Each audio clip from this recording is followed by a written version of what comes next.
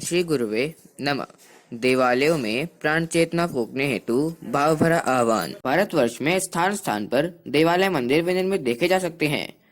इनके निर्माण का मूल उद्देश्य था जनमानस में धर्म धारणा का विस्तार करना, सत्यवती संवर्धन तथा आस्तिकता की भावना को जगाना और जमाना। स्थापित देव प्रतिमाओं की उस स्थान विशेष पर जाकर पूजा अर्चा करने से तात्पर्य था कि जन जन के मन में भरे कुविचार दुर्भाव निकले तथा ईश्वर भक्ति के माध्यम से व्यक्ति सद्गुणी, सुसंस्कृत एवं व्यवस्थित बने। मंदिरों में मात्र देव पूजन ही नहीं होता था, वरन वे समस्त रचनात्मक प्रवृत्तियां भी पलती थी जो लोक कल्याण के लिए आवश्यक थी। देवालयों का स्वरूप एक प्रकाश स्तंभ, लाइट हाउस की तरह था। वे अपने अपने क्षेत्रों में मानवीय उत्कर्ष एवं कल्याण के लिए सभी संभव आयोजन करते रहते थे। देवालय रूपी धर्म संस्था उन सभी सत्प्रवृत्तियों का केंद्र रहती थी जो उस समय की आवश्यकताओं की दृष्टि से अभीष्ट मानी गई थी। उनका उपयोग देव संस्कृति के निर्धारणों को जन जन तक पहुंचाने, राष्ट्र के बौद्धिक भावनात्मक उत्थान के निमित्त विद्या विस्तार प्रक्रिया हेतु होता था।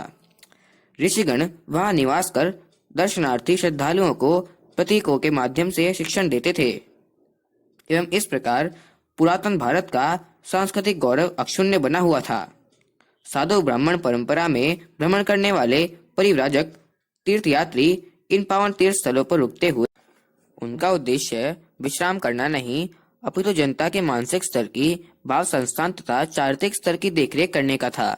वे जीवन में उतारे हुए अपने उपदेशों द्वारा जो शिक्षण देते थे वे स्वतः जनसाधारण में गहराई तक उतरते चले जाते थे। इस प्रकार इन देवालयों को सत्प्रवृत्ति संवर्धन के विशिष्ट उद्देश्य के लिए विनिर्मित एक प्रकार का धार्मिक किला, सर्किट हाउस कहा जा सकता है। चिरकाल तक मंदिरों देवालयों का यही विशुद्ध रूप बना रहा, किंतु आज की स्थिति उल्टी है। आज इस समूचे तंत्र में वे सभी विकृतियां समाहित हैं जिनकी कल्पना की जा सकती है। आज देवालय इसलिए विनिर्मित होते हैं या हुए हैं कि प्रतिष्ठित मूर्ति में विद्यमान भगवान को नैवेद्य, स्नान, आरती की जो सुविधा जुटाई गई है उसके बदले में कामना यह रही है कि उन्हें सेवा या प्रतिष्ठा करने वालों को कई गुनी संपत्ति मिलेगी। भगवान के रहने के बढ़िया प्रबंध के बदले उनसे इस लोक में कोठी बंगले और स्वर्ग लोक में बड़े बड़े महलों की एडवांस बुकिंग कराने की शेख चिल्ली की कामनाओं को पूरा करने को लेकर आज भव्य मंदिर बनते हैं। पुजारी प्रतिमा श्रृंगार, भोग, आरती भर में छुट्टी मान लेते हैं। दर्शनार्थी प्रतिमा दर्शन, नमन तथा परिक्रमा द्वारा दैवीय अनुग्रह व वरदान का स्वयं को अधिकारी मान लेते। द्रुतगामी वाहनों पर चलकर जिस तिस की दर्शन झांकी करते चलना, जेब काटना और अश्रद्धा तथा थकान लेकर घर वापस लौटना, यही तीर्थ यात्रा का स्वरूप रह गया है।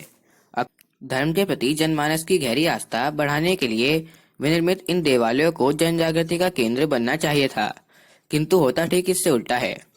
नित्य नए खड़े होते मंदिर, उनके नाम पर उन्माद तथा पारस्परिक विवाद कतिपय लोगों द्वारा लोगों की धार्मिक भावना का दोहन कर धन संचय होते देख लोगों की इनके प्रति आस्था धीरे धीरे घटती जा रही है।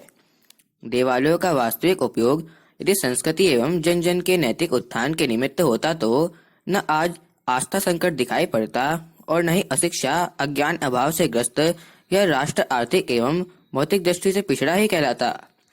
ऐसा अनुमान है कि भारतवर्ष में पुराने नए प्राय 7 लाख से अधिक मंदिर हैं। सब में तो नहीं, अधिकांश में पुजारी नियुक्त हैं। हजारों मंदिर तो ऐसे हैं जिनका भोग प्रसाद, श्रृंगार, सफाई, रोशनी आदि का खर्च ही लाखों रुपयों का मासिक है। उनकी बात छोड़ने पर न्यूनतम औसत खर्च की बात करें तो भोग, दीपक, मरम्मत, पुजारी का वेतन आदि मिलाकर प्रति देवालय 500 रुपया मासिक या 6000 रुपया वार्षिक खर्च पड़ता है। आंकड़ों को फैलाया जाए तो ज्ञात होता है कि 7 लाख मंदिरों का मासिक खर्च 35 करोड़ रुपया मासिक अथवा 4 अरब 20 करोड़ रुपया। यह राशि मंदिर के निर्माण व स्थायी न्यास के खर्च से अलग है। राष्ट्र के वार्षिक बजट की समूची राशि का एक बहुत बड़ा हिस्सा उस मद में लगा है जहां इसका उपयोग वह नहीं हो पा रहा है जो होना चाहिए था। यदि इतनी विशाल धनराशि व इनके साथ लगी धर्म पुरोहितों की विशाल जनशक्ति का राष्ट्रीय पुनरुत्थान में सही उपयोग हो पाता तो उसका परिणाम जादू की तरह से हो सकता था। कभी समर्थ गुरु रामदास ने महाराष्ट्र भर में लगभग 800 हनुमान मंदिर स्थापित किए थे। इन मंदिरों के साथ जुड़ी व्यायाम शालाएं स्वस्थ संवर्धन का शिक्षण देती थी। मंदिरों में सेवा पूजा करने वाले महंत पुजारी वस्तुतः समर्थ गुरु की धर्मसेना के सैनिक मात्र थे। वे मंदिर में हनुमान जी की प्रतिमा के पूजन, वंदन, आरती, प्रसाद की व्यवस्था के साथ यह भी ध्यान रखते थे कि अधर्म, अनीति के नाश और धर्म नीति की रक्षा के लिए सर्वस्व होम कर देने वाले अंजनी कुमार की कृपा मात्र उन्हीं को मिलेगी जो उनके आदर्शों को अपनाएगा। हर देवालय यह कार्य युगानुकूल धर्म के रूप में किसी न किसी सत्प्रवृत्ति को चलाने के रूप में करता रहता था। कहीं संस्कारों के विवर्धन का शिक्षण चलता था तो कहीं संतों का समागम व जन जन की समस्याओं का निवारण होता था। कहीं साक्षरता विस्तार को लेकर विद्या विस्तार की प्रक्रिया चलती थी तो कहीं लोक सेवियों की ढलाई होती थी। आज के मंदिरों में ऐसा कुछ देखा नहीं जाता। कहीं घंटी घड़ियाल भर बजते रहते हैं व कहीं वे भी नहीं। मात्र कबूतर अबाबीले चक्कर काटते व मंदिर परिसर को अस्वच्छ बनाते रहते हैं। ऐसे में जन श्रद्धा का इन पर से हटना स्वाभाविक है। आज आवश्यकता है कि अब बिना अधिक विलंब किए वह परिवर्तन चक्र चल पड़े जिससे कि देवालयों की उपयोगिता सिद्ध हो एवं जन जागृति के मूल उद्देश्यों को पूरा करने के निमित्त उनका सक्रिय योगदान हो। परम पूज्य गुरुदेव ने इसी परंपरा के पुनर्जीवन हेतु तीर्थों, देवालयों के जीर्णोद्धार के निमित्त धर्म चेतना को गांव-गांव तक पहुंचाने के लिए तीर्थ यात्रा अभियान को, परिक्रमा अभियान को गति दी थी।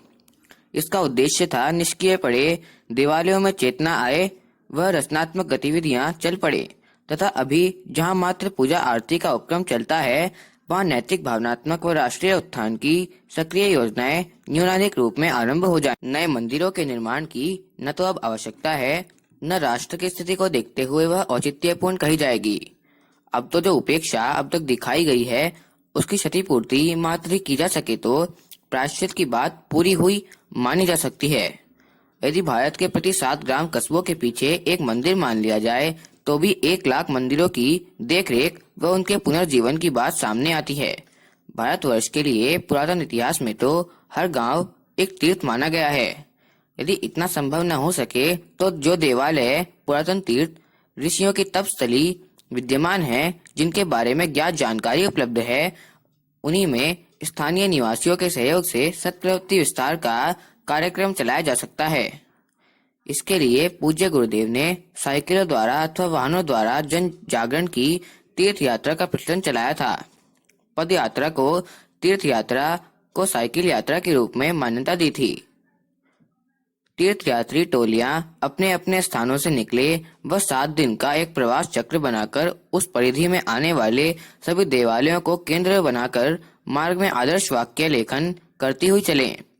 देवालयों से जुड़ी आबादी में परिक्रमा लगाकर युग संगीत प्रस्तुत करते हुए युग संदेश हेतु सभी को देवालय में आमंत्रित किया जाए। मंदिरों में आयोजित समागमों में सोदाहरण यह बताया जाए कि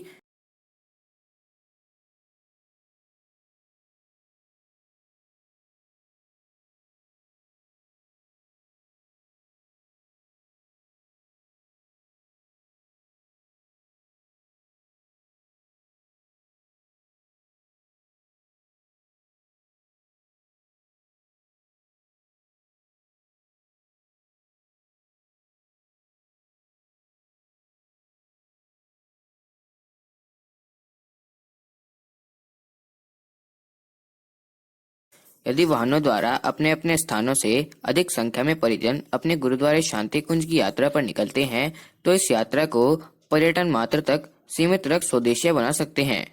वे मार्ग में पड़ने वाले देवालयों के दर्शन भी करें व उनमें जागृति लाने का भी प्रयास करें। कुछ देर रुककर वहां सत्प्रवृत्ति विस्तार का शिक्षण देने का क्रम चलाएं। यदि कम समय में इतना संभव न हो तो कम से कम सब मिलकर उस स्थान की सफाई करें। अपना श्रम सीकर बहाएं। अपने हाथों से भोजन पकाकर प्रसाद पाकर कुछ देर संकीर्तन करते हुए संक्षेप में अपने उद्देश्य उत्सुक जिज्ञासुओं को बताते हुए आगे बढ़ते जाएं। मूल प्रतिपादन इस जनजागरण अभियान के पीछे एक ही है कि चारित्रिक सामाजिक उत्कर्ष के लिए बने देवालयों की इमारत, पूंजी व धन शक्ति को निरर्थक न जाने। जहाँ गतिशीलता है वहीं जीवन है। धार्मिकता को जीवित रखना है तो मंदिरों को भी जीवित रखना होगा। वहां से लोक सेवा की प्रवृत्ति को बढ़ावा देते हुए रहना होगा। इसके लिए स्थानीय स्तर के प्रयास तो चले ही, धर्म प्रचार की तीर्थ यात्रा द्वारा देवालयों में चेतना के पुनर्जागरण की प्रक्रिया भी अविलंब चल पड़े। यही समय की मांग है।